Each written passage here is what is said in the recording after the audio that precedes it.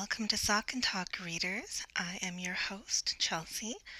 If you are new here, thank you so much for stopping by and spending some time with me.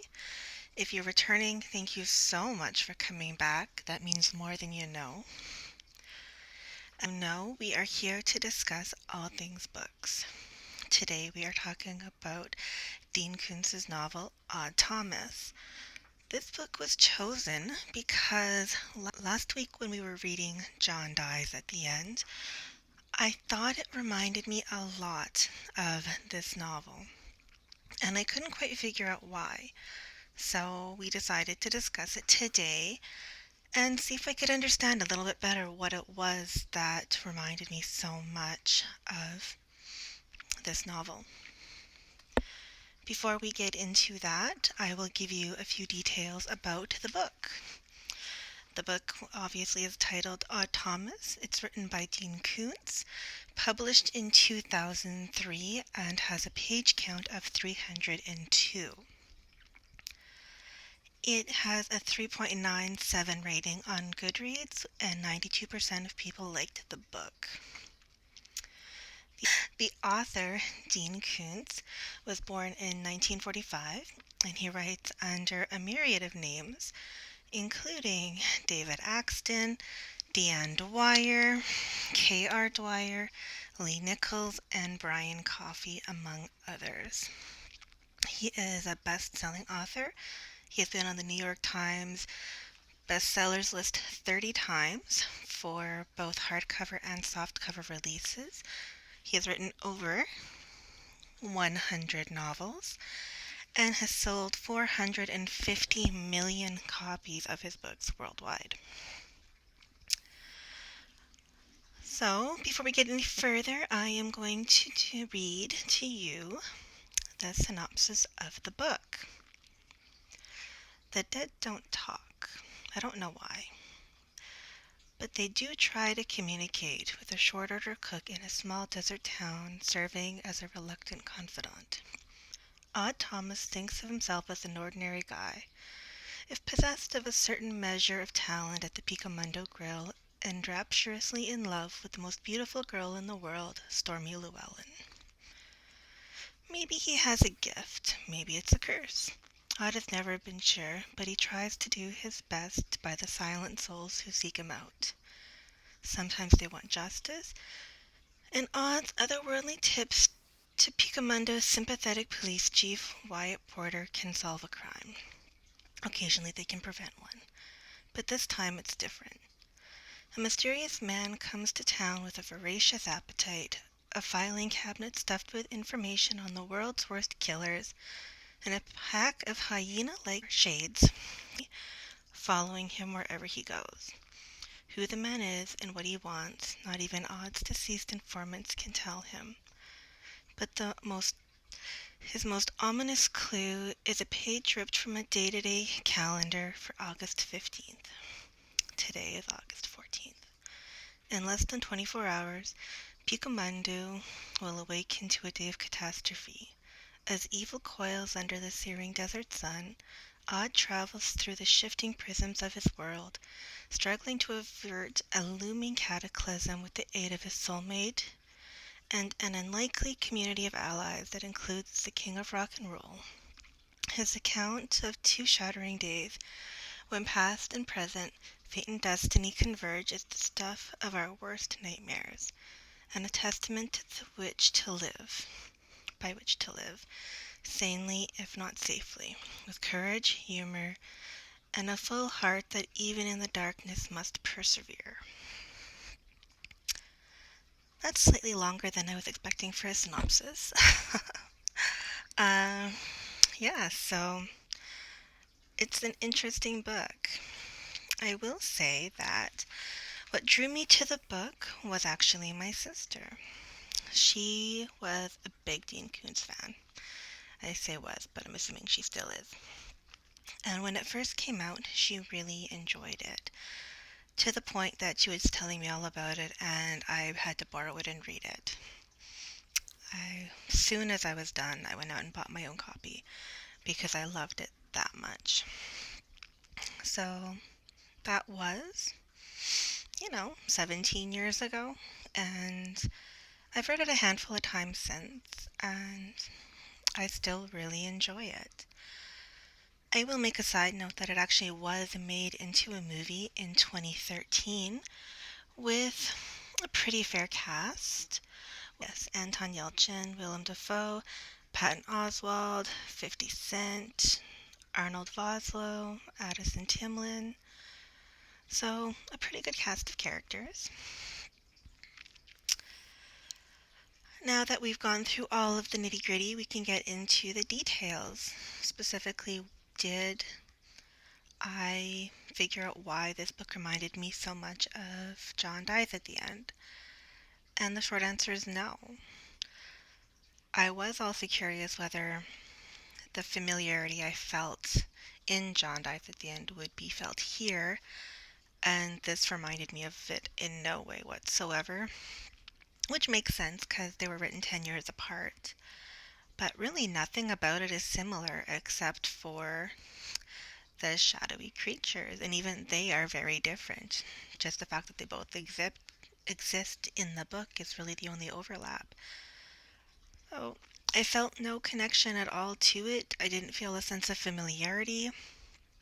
I don't understand why the feeling was so strong. Now for some thoughts on the book itself. I forgot how much I enjoyed Dean Koontz's writing. I haven't read one of his books in quite a few years, and I really enjoyed it. It's really beautifully written. There's one quote at the very beginning of the book. It's like in page 6. There's no spoilers or anything with it, but it goes, "If you put one of those shells to your ear, you will not hear the surf break, but only a dry, mournful wind, as if the shell has forgotten its origins." And that was just such evocative, I can't say imagery because it's not really an image, but I just found it so beautifully written that I kind of fell in love with the book right then and there. There's a lot more to it that I like, but that was really it. That was just wow.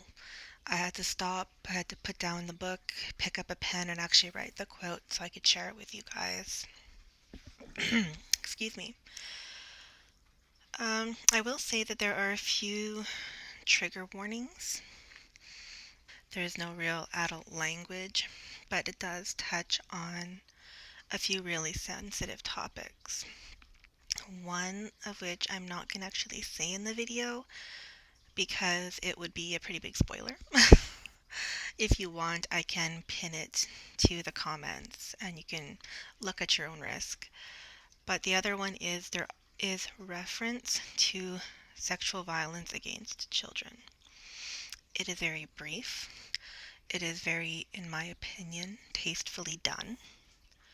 But it is a sensitive topic for a lot of people. So I want to put it out there that it exists within the book. Again, it doesn't go into detail. It's nothing of that nature, but there is mention of the emotion of it. I guess is probably the best way to say it. So I just wanted to put that out there so you're aware. The writing is extremely accessible in the book. It's written really, I would say, probably a high school level reader. So if you're a fairly competent reader, you should have no problems with it. The story is entertaining, it's engaging, the characters are just so well written. They're such caricatures. They're so much fun. Even in those serious times, you really get a sense that they're a community. They're goofy, and they're just generally good people. The main character, Odd, and yes, that is his name. His first name is Odd. Uh, he is about 20, so the book is geared to a younger adult audience, but I think you can really enjoy it at any age. I also think that because he is so young and because of the reading level of the book, if you have a teenager transitioning, or I should say have or are a teenager transitioning into adult literature, this might be a good transition book for you. And those are my main thoughts on this book. It's a lot of fun. I don't have a lot of negative things to say about it, probably because I have had this book in my collection for so many years and it is so beloved to me that I can't really think of it in a negative way, even if there are negative things to say about it. And I think that might be my biggest challenge when going through books that I have read before. But I adore the character Odd. This book just brings up such good emotions for me, such good memories because I've had it for so long, and every time I read it, I fall in love with Odd Thomas again. I will say it is part of a series. There are at least 4 books. I don't remember if there are any more than that, but there are at least 4. There are challenges. There are a lot of attempts to actually make the strange world Odd lives in feel very authentic and very much placed in our reality. I love that Elvis Presley hangs out with Odd Thomas. I love that he has kept it secret from so many people, even his own family. But those cherished few that he has shared it with just take him at his word. They will never understand and they will never know. They will never see what Odd sees. But they don't question his sanity. They're just like, well, it's part of Odd being Odd. But that is something I really enjoy about the book, is that he has these true, warm, heartfelt relationships with the few people that he does trust. And I can kind of relate to that because there are not a lot of people that I share a ton of myself with. Even here. Hello. Um, I am showing you my socks. And there are a lot of reasons for that, but you get to know me by the socks that I wear. How strange is that? My own little Odd. So this is going to be a bit of an experiment as this is my second video ever and it stopped recording with about 5 minutes left in my video. So we are now going to be learning to splice, so I hope this works. I had just finished talking about how much I adore Odd's relationships with his other characters, or with the other characters. And it's just, if nothing else, I think that's worth the read. They have such good relationships. So, with that being said, I'm gonna cut this short before it stops recording on me again. So, we'll just say that the next book we are going to be reading is The Outsider by Stephen King. This is a slightly longer book. It's about 560 pages, I believe, but I will get through it as quickly as I possibly can. But I will get the next review out to you as soon as possible.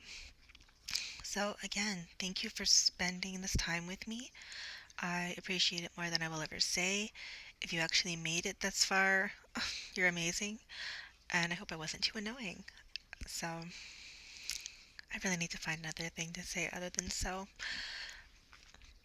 Thank you so much, and I will talk to you guys soon. Bye.